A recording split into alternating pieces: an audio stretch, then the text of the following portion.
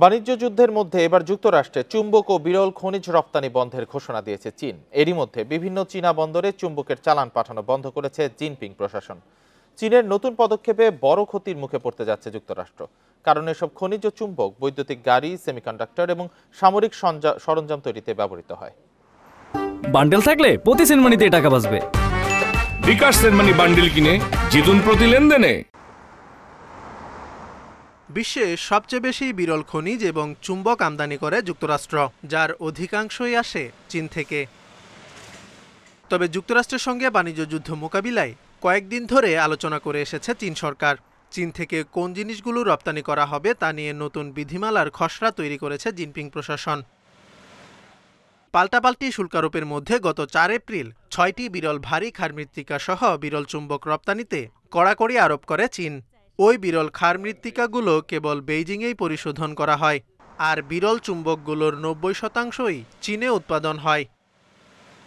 বাণিজ্য যুদ্ধ তীব্র হওয়ায় এবার এসব পণ্য রপ্তানিতে লাগাম টেনে ধরল বেইজিং। ওয়াশিংটনে বিরল কয়েকটি খনিজ পদার্থ এবং চুম্বক রপ্তানি বন্ধ করেছে দেশটি। এরই মধ্যে বিভিন্ন চীনা বন্দরে চুম্বকের চালান পাঠানো বন্ধ করেছে জিনপিং প্রশাসন। খনিজ এবং চুম্বকগুলোর চালান এখন কেবল বিশেষ রপ্তানি লাইসেন্স থাকলেই চীনের বাইরের কোনো দেশে যেতে পারবে। তবে বেইজিং এখনও এই লাইসেন্স দেওয়ার প্রক্রিয়াই শুরু করেনি।